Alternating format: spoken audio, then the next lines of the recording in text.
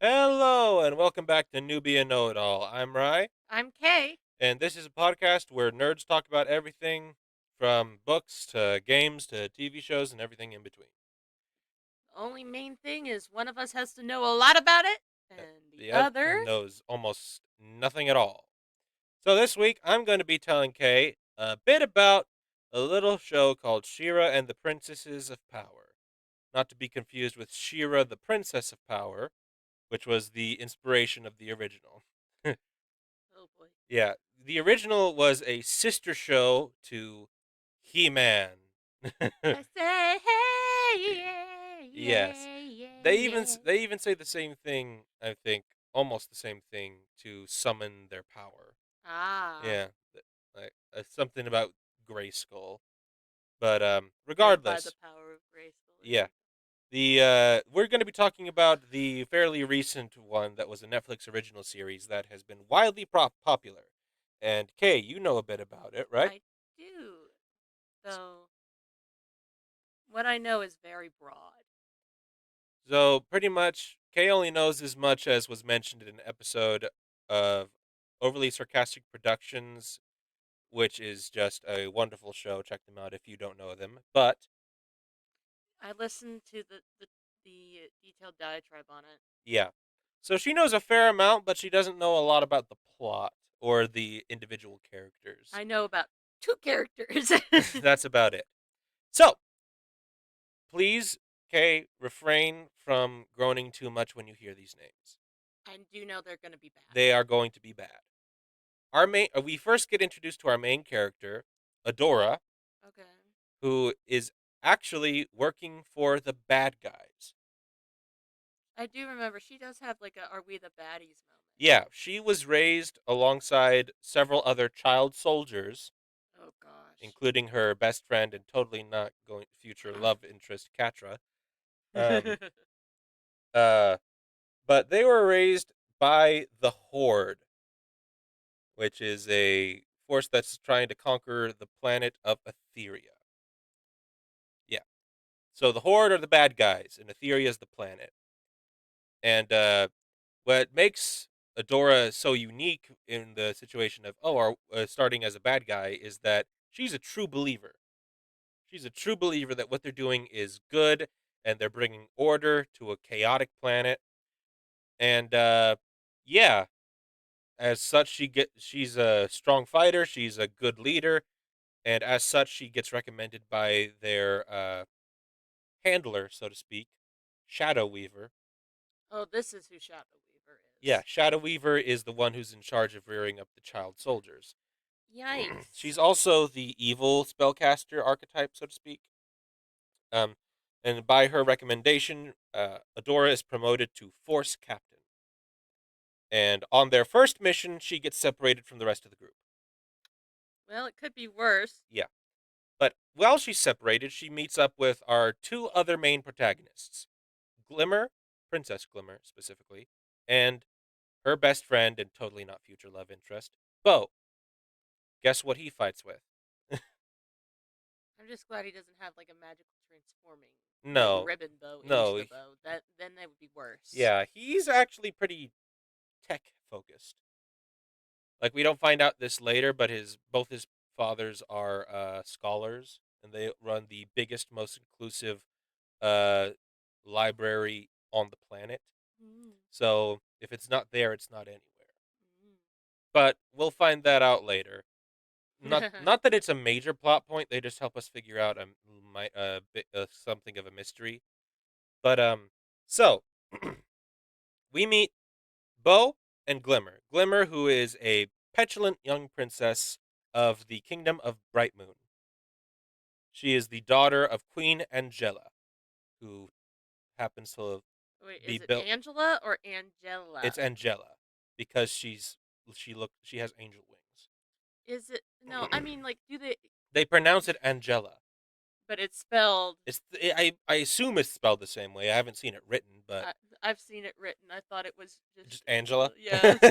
I No, was like, oh, the queen has a normal name. no, she does not. She is Angela. And she is currently the leader of the rebellion. which is weird to call the people who are native to the planet the rebellion when the horde is the invading force. It's not like they have control over the planet yet. Yes, they have more control. They have more influence than a single kingdom would, but you know they're not native, so it's weird at first, but you get used to it. Mhm. So and Glimmer wants to be out fighting, but Angela doesn't want her young daughter being involved in the war, especially since King Micah, her husband and Glimmer's father, is believed to be dead. So she's the only heir. Yes. Glimmer. Yeah. So, but Glimmer is a class of character in the show known as a princess. That yes, that is it is that's not to say that she is like the princess. There are several princesses, hence why it's called the princesses of power. Because most of the princesses have some kind of elemental ability. Not all of them, just a handful. For Mhm. example, you know of Entrapta. Yes, I do. She is not one of the empowered princesses. Mm. She is very tech savvy, and her hair, she can like control it. That's it. She's not one of the main superpowered princesses. All the ones that are superpowered have like a giant magical runestone that's attached to their powers. For Bright Moon, it's a moonstone, obviously. Okay. And that gives Glimmer her power of teleportation. But she has to, before certain plot events happen, she has to recharge before she can use them again, so to speak. So there's the built-in. Uh oh. Yeah, she can also throw Boo. like bolts of sparkles. They're kind of like star bolts, but not uh star bolts as in star bolts from Starfire and Teen Titans, but not as powerful. They still pack enough wallop to knock someone off their feet, but I'm sorry. All I could think of is the sparkle, sparkle, sparkle. From yeah, the from Charlie Charlie the the Unicorn. Unicorn. Why are we talking about Charlie the Unicorn? Because all I could think about is the way they said sparkle. Okay. But I'm Anyway, imagining her saying that every in the hearing the Charlie Unicorn sparkle voice every time she does the blast. yeah.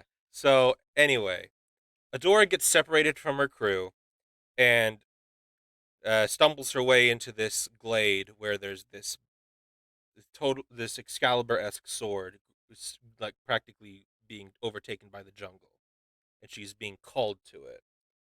But before she can get her hands on it, Bo and Glimmer stumble into the same area because Glimmer is trying to, find the front line, Mm-hmm. and Bo is helping her sneak out, much to his own regret because he's kind of he's the logical one of the group Why the hell is he helping her? because he hasn't gotten to the point where he's standing up to her. Mm. But so they immediately see Adora, recognize her horde garb, and is like, "Hold, soldier! I see her!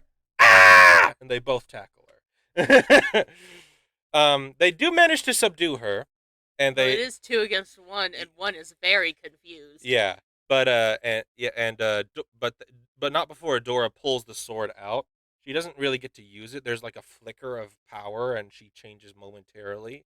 But but in her confusion, she drops the sword, and they subdue her. And now Glimmer is determined to take her back to Bright Moon along with the sword because she thinks the sword could be useful. Along the way, we get that moment of Adora being like, "Oh crap, are we the baddies?" Because she experiences like common village life Mm-hmm. from some of the natives of Theria and really appreciates their, like kindness, Mm-hmm. only for the horde to immediately show up, start wrecking house as Catra is desperately trying to find Adora. Like they practically burned the village to the ground. I get that, but I also am getting like we gotta rescue her. Yeah, and when Adora is starting to realize, wow, I've been emotionally manipulated by Shadow Weaver this whole time. The princesses aren't bad, and starts to like share that revelation with Catra. She's like, no, duh. Shadow Weaver is the king of manipulation. It's like her whole thing. She's been doing it to us since we were kids. And Adora is immediately taken aback because how could you possibly be okay with that?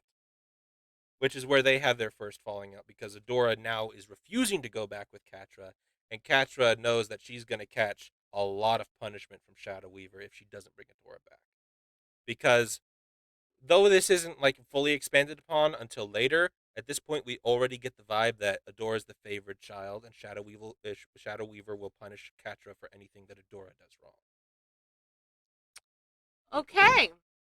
My solution is just don't go back, but Yeah, we need more character development for that. Catra also has serious parental issues. Well, We duh, the parent is Shadow Weaver. Yes, and like even in spite of all the stuff Shadow Weaver has done, she is desperate for her approval. Again. Even she goes to the point of actually helping her escape Horde custody later because she is that desperate for approval from a parental figure. Mm-hmm. And that gets her in trouble with the controller of the Horde, but we'll get to that. So they have a conflict, and over this time, Glimmer is reluctantly starting to trust Adora, and at this point, she's spent. Bo is out of arrows. He talks Adora into standing and fighting, and Glimmer into trusting Adora with the sword. She takes it and transforms into She-Ra. She-Ra, though none of them really know what that means yet. And she defeats the Horde's forces, which are like 3 tanks and 2 squads of foot soldiers, mostly just by dropping the sword point first into the ground and sending a shockwave out that disables all 3 tanks. Okay. Yeah, there's a reason there's a reason that she's the princess of power. The show is Princesses of Power, but she is the princess of power. Now they return to Bright Moon to try and ease Adora into You're now a part of the rebellion. yeah, and ease the rebellion into, hey, the savior of the rebellion is a former Horde foot soldier, which initially was not an easy pill to swallow. By the end of the second episode or third episode, because I think the first one was a two-parter, by the end of the third episode, the kingdom comes around to her, and Angela like welcomes her because she knows the legend of She-Ra, the princess of power, and welcomes her into the rebellion. Which, fun fact, this isn't the first rebellion. There was a previous one called the Princess Alliance, which failed Ah. tragically, which is because it fell apart after Micah died.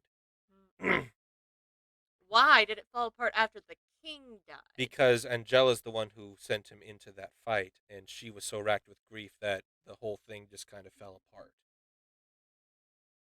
Yeah, she blames herself for getting Micah killed. Yeah, emotional issues. This is going to be It hurts. an emotional roller coaster, isn't it? Yep.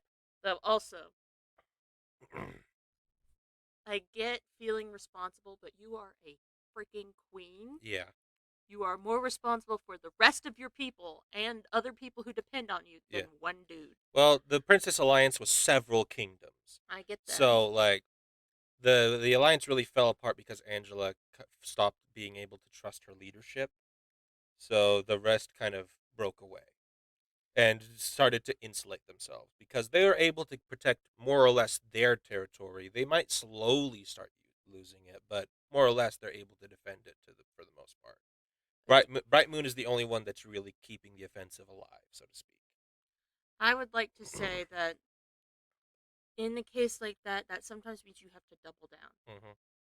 Regardless, so Catra goes back to the Horde And like, oh, and is immediately set upon by Shadow Weaver, trying to blame her for everything going wrong, to the point where where Catra like finally stands up for herself. Shadow Weaver drags her to Hordak, the leader of the Horde, who immediately sasses Shadow Weaver and for letting Adora get away, because in his words, we don't have the time or resources because you squandered them trying to get this one recruit back.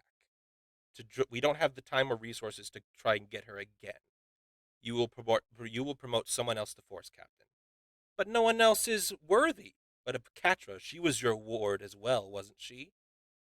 Catra has been nothing but a disappointment. If you have failed to condition her properly, you have no one to blame but yourself. But silence. I have made my decision. Rise, Force Captain Catra. And yeah. this is the first time that Catra is really being like given that trust and responsibility Mhm. by someone other than Adora. Mhm. So she immediately like she has this real she acts really confident and She cocky is and not at sassy. all She's sassy, but confident. yeah, she's really damaged, like most of the people in the Horde. Insecure. Shortly after this, we go on a series of fetch quests with the best friend squad, which is Adora, Bo, and Glimmer. By the way, that's canon. They call themselves that, the best friend Oh my squad. gosh, I hate it. It's very cute. But Uh, they start going on fetch quests to recruit other princesses to the new rebellion. They start with the Oceanic Kingdom with Princess Mermista. that one's not as bad as it could be. I Uh, was fully expecting her to be named like Aqua. I Okay. well, actually, no. They might not have started with Mermista. They might have started with the forested pacifist kingdom with Princess Perfuma. She actively does not want to get involved in the war because they're all like hippies, but what are they expecting her to do? she has very powerful fluorokinesis. Mhm. She mostly uses it for flowers and hadn't used it for combat until the episode where they recruited her and the horde starts bearing down on them because Adora's there. Let's go. Mhm. But and Entrapta, who isn't connected to a runestone, unlike Mermista and Perfuma. Mhm. But they recruit her nonetheless, and we find out that she's uh kind of an autistic queen. Ah, Yeah. Uh, but she is all about invention and machines and like it's the power of science, and which kind of becomes a problem when a relic of an ancient fallen civilization gets involved with her tinkering Mhm. and kind of turns all of her robots rogue for a bit. Mm. This bit of relic is from a race called the First Ones, and they will become important later. Oh gosh. Spoiler alert: Adora is a descendant of the First Ones. How the hell is she a descendant and no one else is? Well, she was actually pulled there by someone else. She wasn't on world. She was stolen away as an infant. And Hordak found her and the Horde basically raised her. Mhm. Which is it's amazing she turned out as well as she did on in all honesty. Yeah. Though I will say, it sounds like Hordak needs to go over who's training recruits. Yeah. He put Shadow Weaver in charge of that because like she pretty much walked in one day and was like, "Hey, sign me up." And no one could stop her. And she had a special affinity with the Horde's runestone because spoiler alert, the Horde has a runestone, but they didn't steal it. They just have it. They have it for a specific reason we'll get into in a minute. Um so yeah. So Shadow Weaver was in charge of raising the recruits and she was emotionally manipulative and terrible. Yeah, But she I'm. was so scary powerful that no one challenged her except for Hordak, who is the only person with more powerful, who is also very science and tech focused. There's not a lot of magic people. The only magic people are the princesses, which is why they're so dangerous to the Horde. Mhm. Which is a running theme that technology may be powerful in this show, but it's not as powerful as magic. Mhm. Regardless, so they're going on fetch quests, and meanwhile, Katra is getting used to her new authority. She goes on a few missions, beefs it a couple times, but does get valuable information, along with her new right hand, Scorpia. I know about Scorpia. She's She adorable, she isn't she? yeah, she is the best. But also, fun fact, she's a princess. Well, you don't find this out until like the penultimate episode of the season, right before the finale, Mhm. that Scorpia is a princess. And the reason the Horde is in her territory and has her runestone is because when they crash landed, her ancestors welcomed them. Mhm. And slowly the Horde got more and more influential. But they keep Scorpia's line around because they're very powerful, they're very trustworthy, they get the job done. Mhm. Scorpia has never shown any affinity towards her family's runestone, which is a black garnet. Mhm. But uh, but that's partially because Shadow Weaver keeps it for herself. Of course she does. Yeah, It's Shadow Weaver. yeah. But what? So Scorpia is a princess and she can do things. Yeah, she doesn't start doing things until like the second to last season. Yeah, And but that's at the end of the second to last season where she connects with the Black Garnet and it's revealed she has electricity powers. ooh. Yeah. Which I was like, okay, you're already part scorpion. She has the claws and the tail Mhm. and like a paralyzing sting.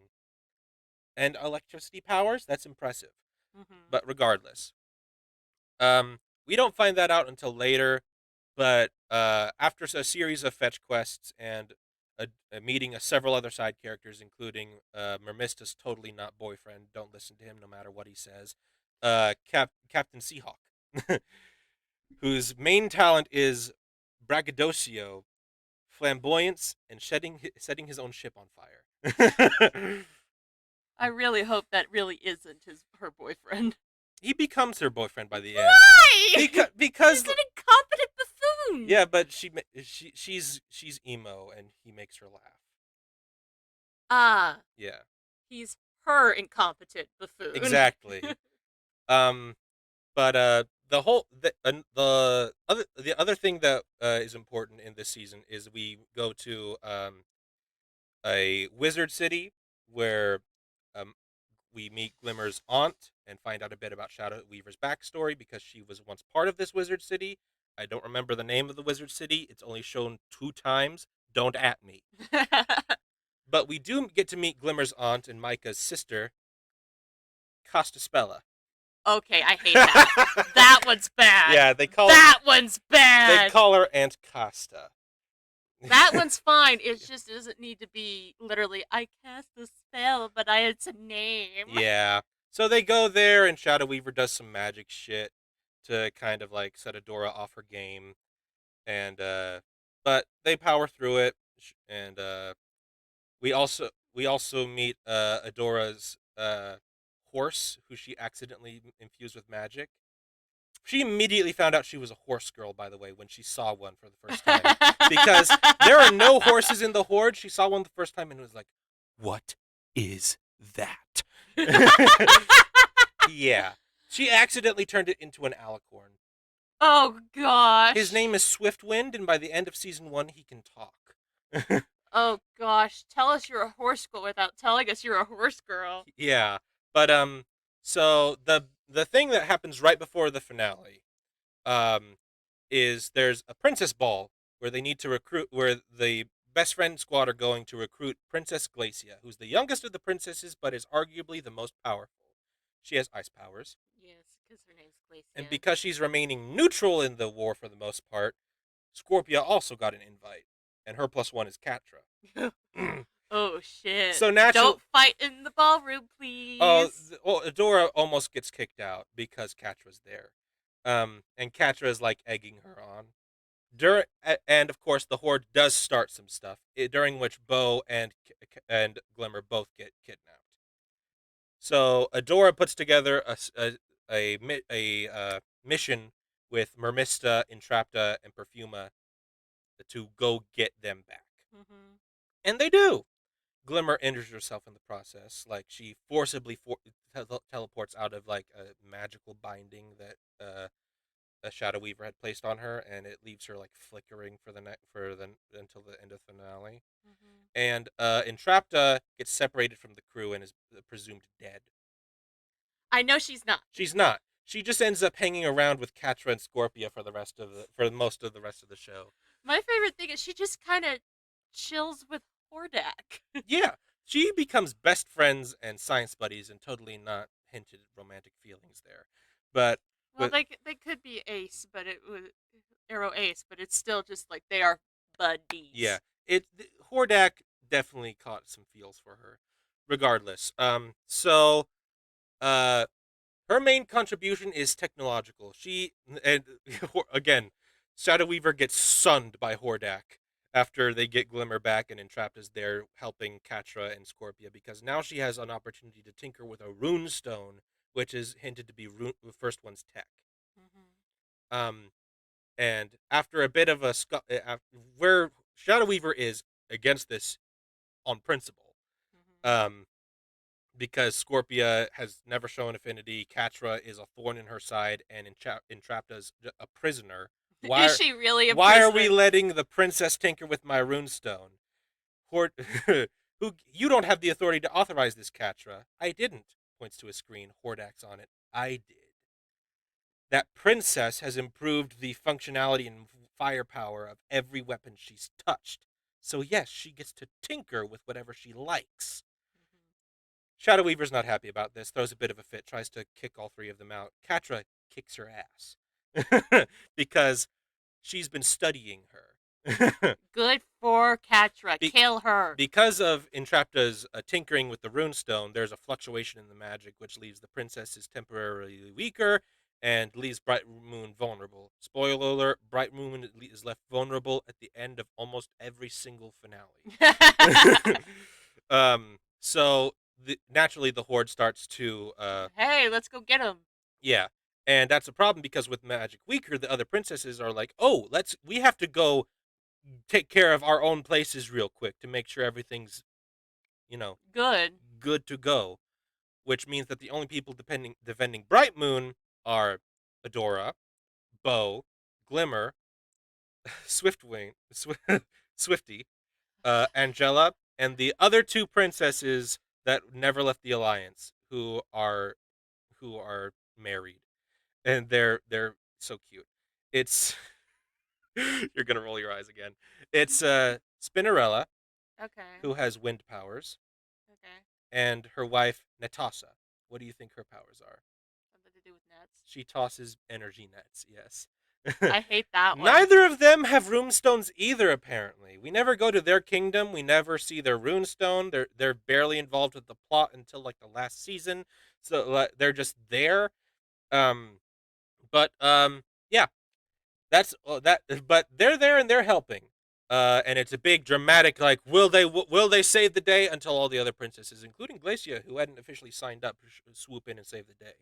Okay. Um, and then season two rolls around, and Shadow Weaver's now imprisoned, but she escapes thanks to Catra's help because Catra is so dependent on the Affection. yeah, and Hordak is now like Shadow Weaver. Now that Shadow Weaver's out, Catra was like, "Oh, I guess I'm in the second in command now." But now she's feeling kind of replaced by Entrapta, who quickly nuzzled in there and was like, "I'm going to improve tech." Well, She because she's, again, autistic friends yeah. stay together. Most of season two is devoted to character growth for and a few backstory hints.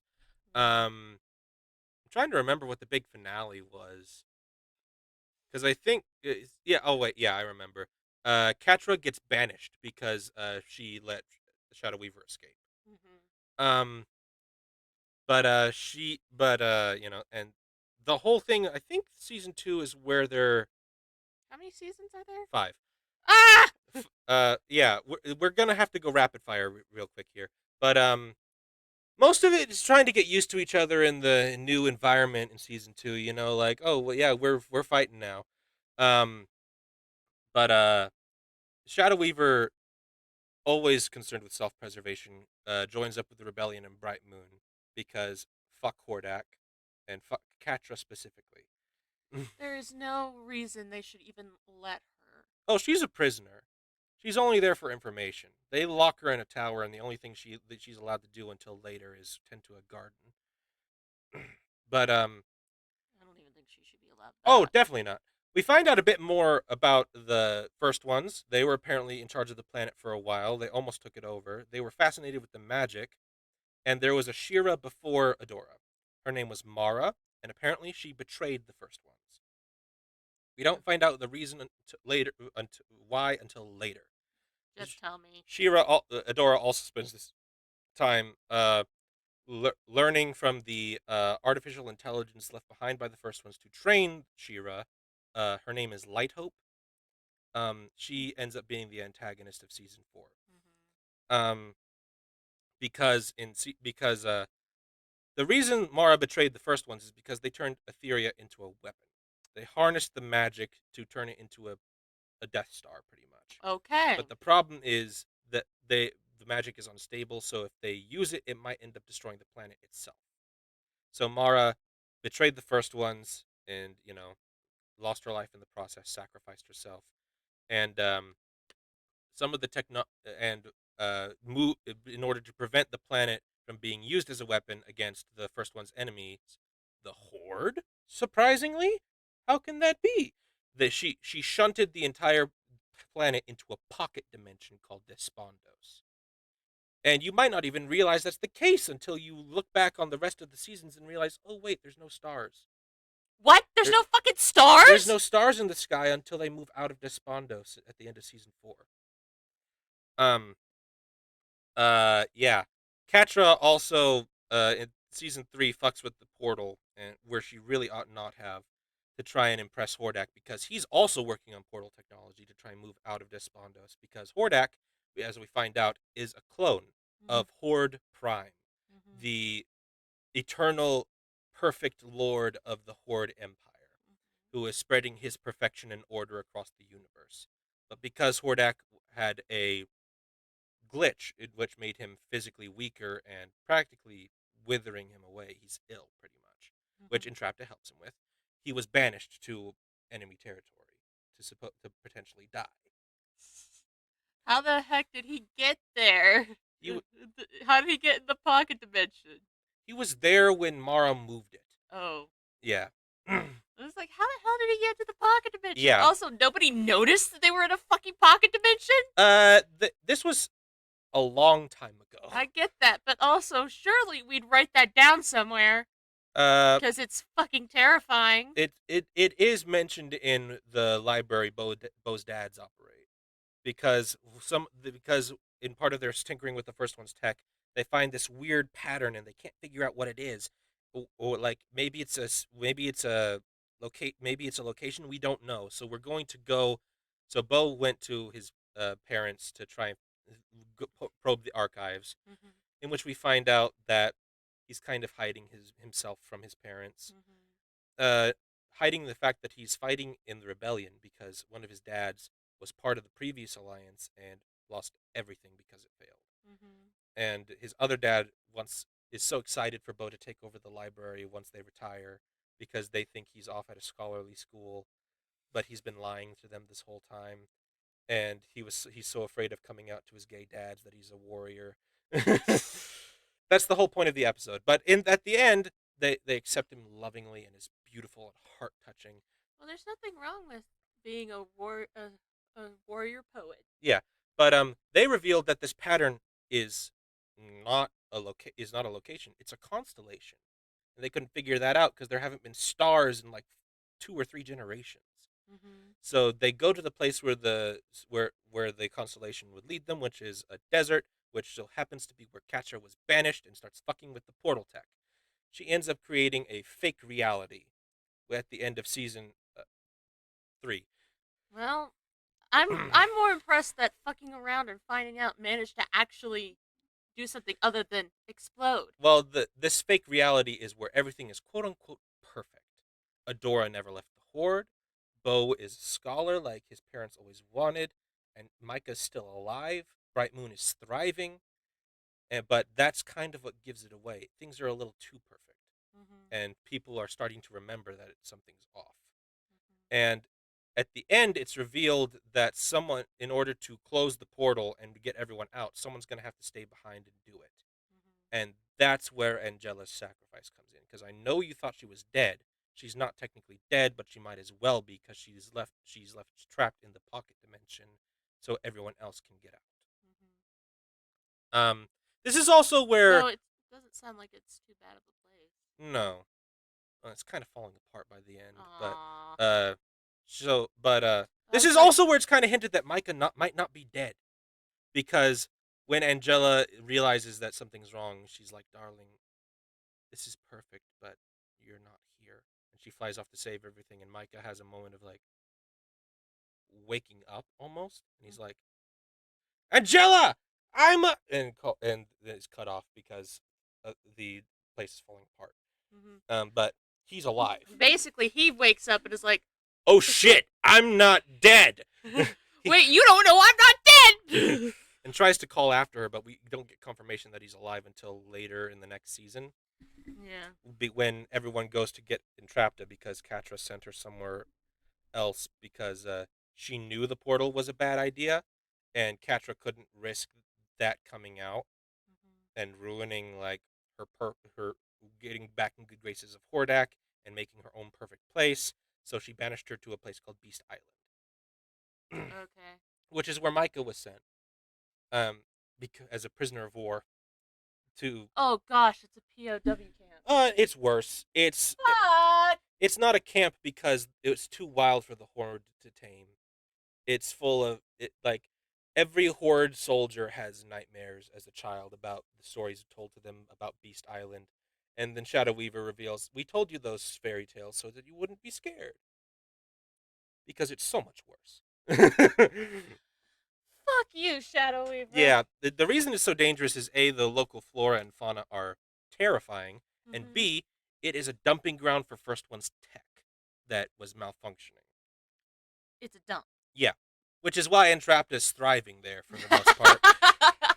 Um, Of course, she would be like, "I'm banished." Oh, yeah, sweet. the part of the First One's tech there is it erodes at your will to go on, Mhm. and once you succumb to it, the jungle overtakes you. Okay, Yeah, high over the garden wall. the reason she hasn't been overtaken yet is because of everything she's learning, which is that Shira is the key to turn the lock to activate the heart of Etheria. Which we find out that's what Bright Moon. That's what not Bright Moon. That's what Light Hope is trying to do. She's going off of her programming of we are at war. We must exterminate the enemies. Fire the heart of Etheria. Even though the war is long over, the first ones are gone, and Etheria's in a pocket dimension. But she's going to move it out of Despondos to fire the weapon regardless. Which happens at the end of season 4 when Adora goes to stop her.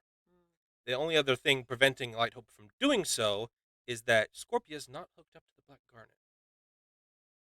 Yeah. Which Glimmer at this point, because you watched that video about Yeah. a detailed diatribe, how she was going down her own darker path because once her mother was gone, she became queen, and She's not a good and queen. she's still a child and she's grieving because she lost both her parents in her own mind, and now she finds out about a super weapon that could end the battle that both her parents died for, and now her friends don't want to use it, and so there's also another character named Double Trouble who is they them, and they've been working for Catra as a spy for a bit. Um, but they're also self-interested, always choose the winning side. So when Glimmer tells them about the heart of Etheria, they're like, "Oh yeah, I'll betray Catra for I you." would like to not die, please. Yeah, which is where another crucial moment happens because once Double Trouble, quote unquote, escapes Bright Moon, they go back to the Horde, tell them and tell Hordak that Catra banished and trapped it to Beast Island, and Hordak Loses. loses it and tries to murder Catra while the army is going out. He's not leading his troops. He's not commanding. He's not commanding them from base. He's too busy trying Trying to to murder murder Catra Catra for potentially banishing his best friend. for potentially killing his best friend. But Catra eventually does manage to defeat him by catching him off guard, sabotaging some of Entrapta's tech. At which point, Double Trouble shows up and messes with her mind a bit, and where we get more of Catra's psychology of because uh intra- uh, because Shadow Weaver didn't believe in Catra, Hordak didn't trust Catra, Adora didn't need Catra and left her, and uh now Catra's having lashed out, drove Scorpia away, I know. and she went to Bright Moon because she needs help saving Entrapta. But so that's where her Perfuma and Glacia really bond. But regardless, Double Trouble confronts Catra with the fact that none of them are the problem. It's Catra. She drives them away, and this is a wake up call because even though you're trying to be the big bad villain, this was never what you wanted. But it also helped as a big distraction because the rebels are going to fire off a super weapon any minute now and destroy everything you ever worked for.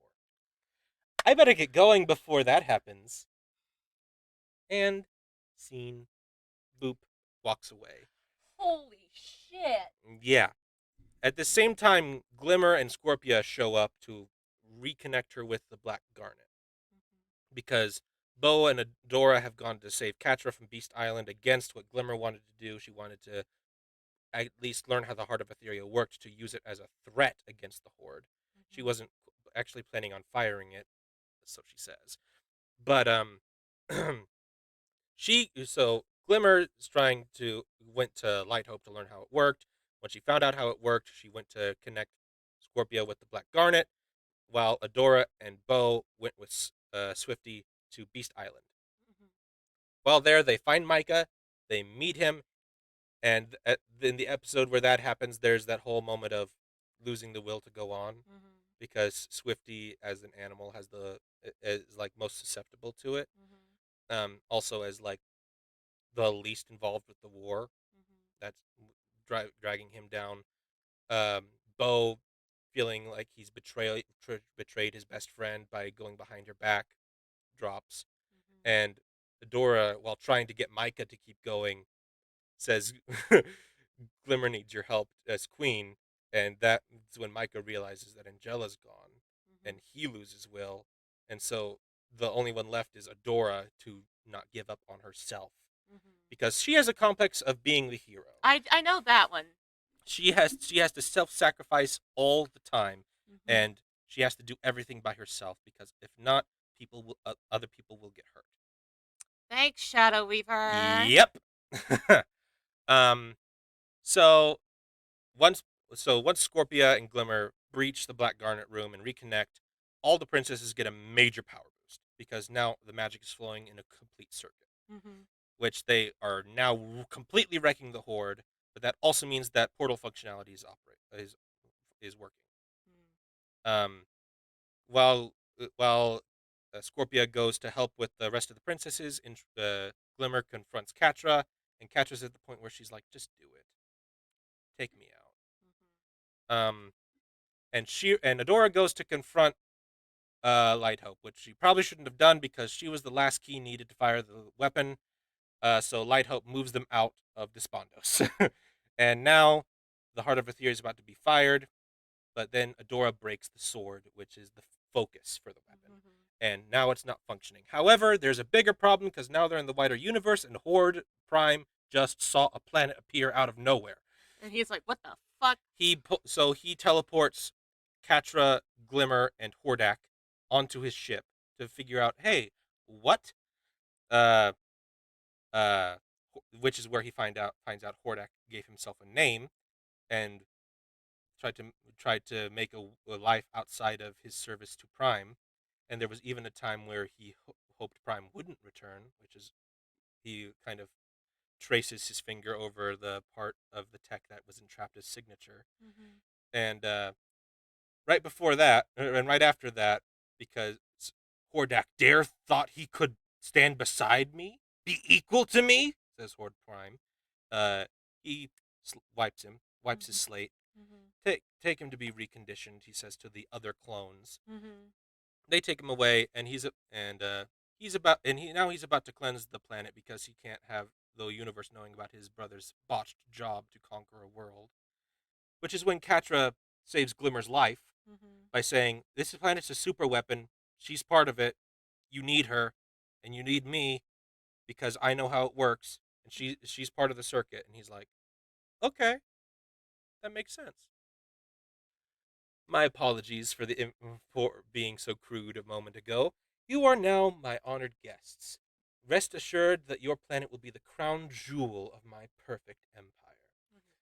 Which is where we lead into the next Mhm. season. Because now the rebellion really is on the back foot. Because, yeah, Micah entrapped Shadow Weaver, Castaspella, Natasa, Perfuma, Spinnerella, Glacia, and Mermista, and Adora and Bo might all be working together with all the resources that they have, along with Swifty and, Seahawk. And But, now it's not but, you're not fighting Hordak, you're fighting Hordak yeah, Prime. and Scorpia's there too. But Hi, but Scorpia. yeah, but now you're not fighting Hordak, who is working with the scraps of the first ones and all the tech from his own ship. You're fighting Horde Prime, who has limitless drones, thousands of clones, and hundreds of warships. Mhm. Um, so the whole first part of the season is finding where Glimmer and Catra are and going to save them. At which point Glimmer, gets through to Catra, do that one good thing in your life. It Mhm. was Catra sacrifices herself to teleport Glimmer to Adora, Bo, and Entrapta. Mhm. um, and Adora is grappling with the fact that she can't access the power anymore because the sword's broken, which becomes a non-issue later. We'll get to it. I'm aware of that. It becomes a non-issue. Yeah. Um, but The power was in you all along. yeah. So this is also where Entrapta really gets to bond with the other princesses because Instead of just because freaking Hordak. because in their because to them she only cares about tech, but she's doing this because tech is what she's good at, and she thinks that if she can use tech to help them, they'd like her. Oh, Yeah. I feel that. By the end of it, they all are on the same page, and they're all happy to be around each other because she finds where they need to go, and Mermista's in charge while Adora's gone. So they Mhm. go to save Glimmer and Catra, and Horde Prime is like, "How dare you betray me, my sister?" Mm, Catra, I'm so disappointed in you, and brainwashes her and puts a control chip on the back of her neck, which he starts doing to the other people down on the planet too, because he gets Spinnerella, which is just devastating for Natasha. Mhm. And eventually he gets Mermista and Scorpia too, Mhm. because both of them sacrifice themselves to save the others who are on a reconnaissance mission undercover to talk to uh, a a Farseer called Prince Peekaboo, who's actually just Double Trouble in disguise, who just happened to know the information, but because they infiltrated Hordak's ranks because they're a shapeshifter. I love that it's just double trouble. Yeah, they find the wildest situations to get in, but what while they're in space, Catra gets saved. Adora accesses the power within, making her own sword because she has the power of She-Ra, sword or not, as the last living descendant of the first ones. So she makes her own outfit. It's completely different, same color palette. Is it? It. This is just me being me. Is it nicer? Um, it's I, more her. yay! Um, and they save Catra, and Catra is initially still antagonistic because like I don't need help, but eventually comes around because like come on, at this point you need to acknowledge you need help.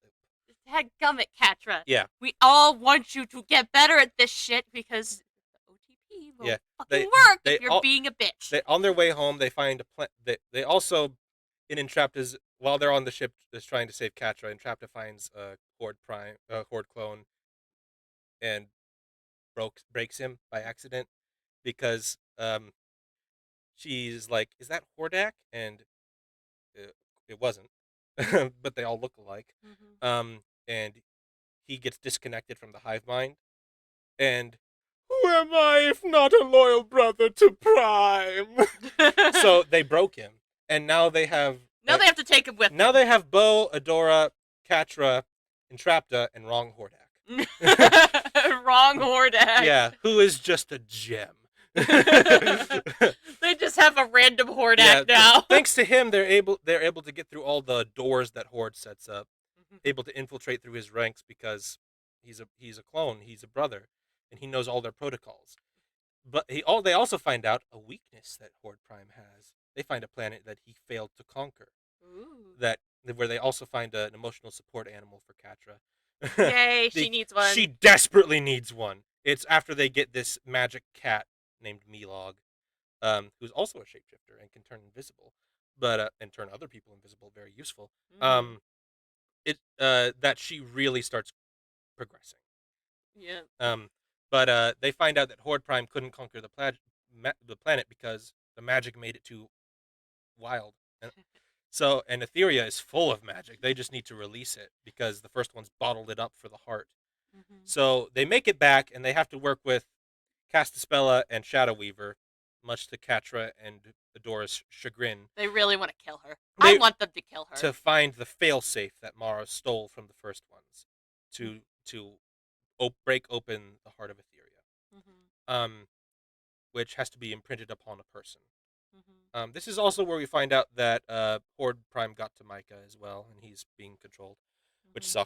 sucks. Because the entire wizard city is it's buried deep inside its foundation, so they have to go there and they get it. And when they find out that Adora has to have the failsafe imprinted upon her, Catra's like, no, that I feel bad about this." And Shadows Weaver's like, "We don't have time for this. Someone needs to take it." "Then why don't you do it?" Silence. "Exactly.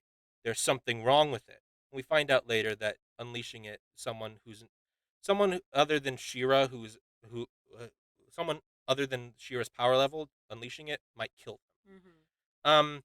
But I love how she calls her out and Yeah, gets her to admit yeah. something she didn't say. Several other things happen, like Bo and Glimmer going to find his dad's, Catra coming to terms and admitting to Milog that that she thinks Adora doesn't want her, not like but Catra wants Adora.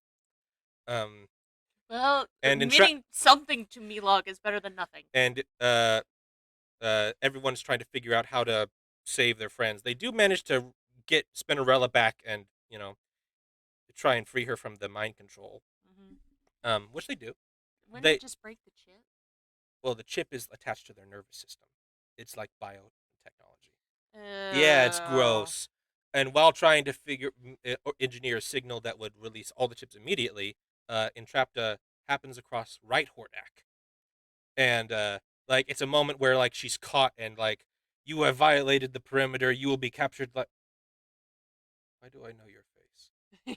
Yeah, And and, she's like, this is a moment after this is after Hordak has been had his memories purged by Prime's technology twice, Mhm. and he should not remember her. But he does. But his personality is shining through Mhm. because because yeah, he made his own life here and he liked that life. Mhm. So uh in the big final climax, Mhm. um Adora, Glimmer, and Bo go to activate the failsafe, Mhm. but Adora separates from the other two because I can't be distracted or confused or worried if this is going to work.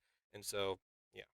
Mhm. Catra gets Shadow Weaver to teleport her to Adora because enough with your power play. She needs our help. Let's go.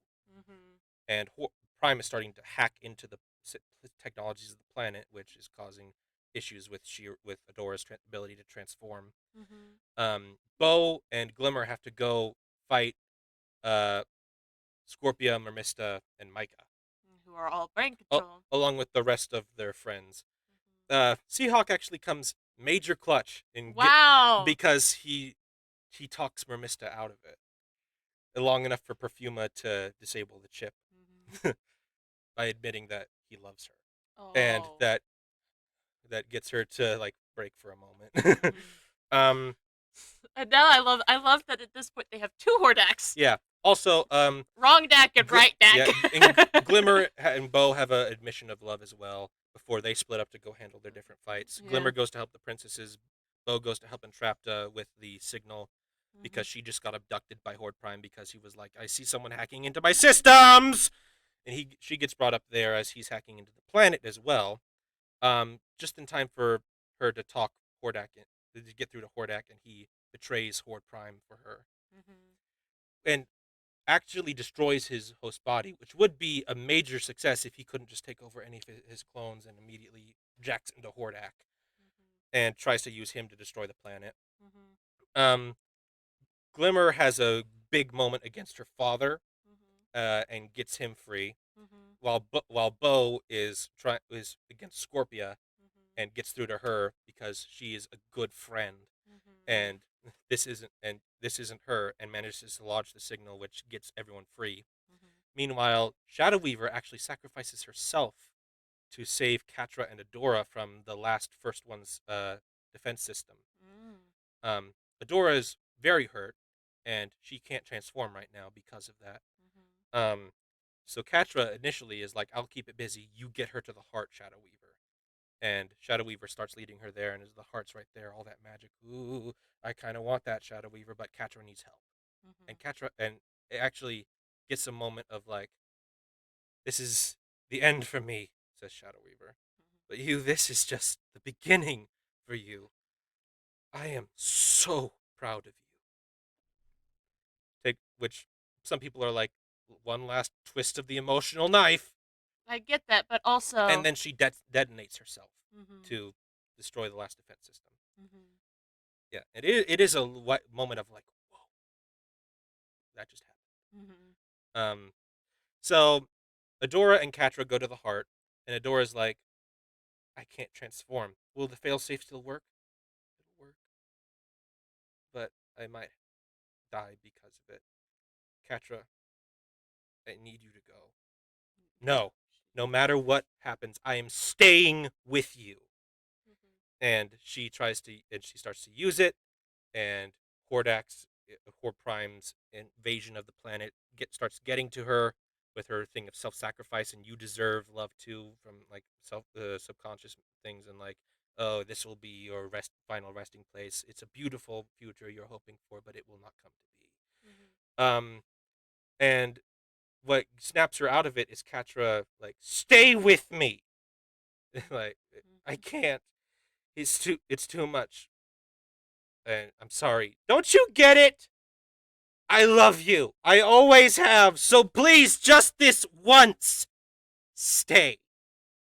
And that gets through to her. Mhm. And a Guardians This. of the Galaxy moment Oh. happens where it would probably kill one person, But but two. two, because they kiss, Oh. and the failsafe goes through, frees the magic, which fries Horde Prime out of the system, and then Catra and Adora teleport back to the surface with her Shira powers, Mhm. and Horde Prime still in Hordak is like, I'll rebuild. You cannot stop what is coming. I am eternal. No, it's time for you to go. Grabs grabs him by either side of the head and just burns him out with her pure power of love. Mhm. And when Hordak, and then we get something that we weren't expecting, a little bit more of emotion from Hordak, because we see a flashback of him standing alone in a flower field, holding a little blonde-haired, blue-eyed baby. Mhm. He found Adora personally, Mhm. and when he wakes up, I know your Freaking face. Thanos moment. Yeah, and then Entrapta tackles him, And it's like, and hey. they're all excited, and Mermista and Seahawk are excited, and Mermista kind of looks over at Hordak, and Entrapta is like, "Are we okay with this?" Because he was like trying to enslave the planet a few weeks ago, and Scorpia gets her moment with Glacia and Perfuma, which Glacia, which actually Perfuma and Scorpia totally hinted to be a thing, Oh. and gets to meet up with Catra again, and Catra's like, "I'm so sorry," and Scorpia pulls her into a hug. I'm a hugger, Mhm. which is cute. And Catra and Adora have like their forehead to forehead moment on the sunrise over Yeah. before Bo and Glimmer tackle them into a best friend squad hug. Then Mhm. they roll down the hill laughing and like, so what are we gonna do now? Which sets up future movie bait, which they still haven't acted on, and everyone's so upset because Adora's like, we can bring magic back to the universe because there was enough magic on this one planet that she was able to turn Prime's floating satellite into a garden. She blasted the magic straight up, and it just foliaged the entire thing. uh, it's are it there any Hordaks left? Like, what well happened to Prime? Did well she kill him? yeah, he was his original body gave out a long ass time ago, and his corruptive nature is too much for the clones to bear too long. So this is like his ninth form, more or Mhm. less. And every time he just transfers his consciousness to a new clone. Mhm. But she burned his consciousness out of Hordak, so he's gone. Oh gosh, there's a lot of Hordak clones Yeah, that are now like, the what do I the only do? two that really matter are Wrong deck and are right deck. yeah, Hordak and Wrong Hordak. Which Wrong Hordak is like the cutest. He's he's like, brothers, I need your help with something. Follow me. There are rebels. Where are the rebels, brother?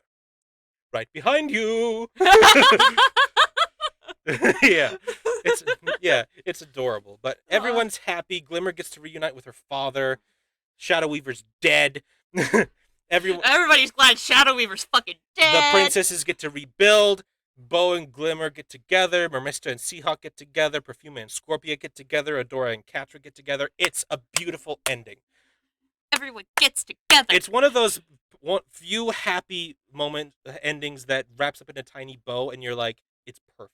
Yes. Um, sure, some people will have complaints, but not me. Have I talked you into maybe watching the show sometime? Maybe. My um, main problem is just the amount of emotional just do what you freaking need to do would and just there, make me mad. and I will admit there is a fair amount of filler, but it's cute filler. So, but yeah, I think that's all the time we have this week. So thank you so much for tuning in and listening to me talking a lot and discussing a little about She-Ra and the Princesses of Power. Next week, Kay will be talking to us about one of her subjects. Kay, do you have a subject in mind, or will you pick it on the spot? Ah! Oh crap. I don't even remember what my options were. Fire Emblem? Which one though? Which one are you most familiar with? I'm familiar with 3 in depth. Well, pick one. Okay, we're gonna do the first one I ever played, Fire Emblem Fates. Fire Emblem Fates. Is that the one with Lobster Lord? Yes. Okay. Well, tune in next week for us to talk a lot and discuss a little about Fire Emblem Fates. Thanks for listening. Later. Bye!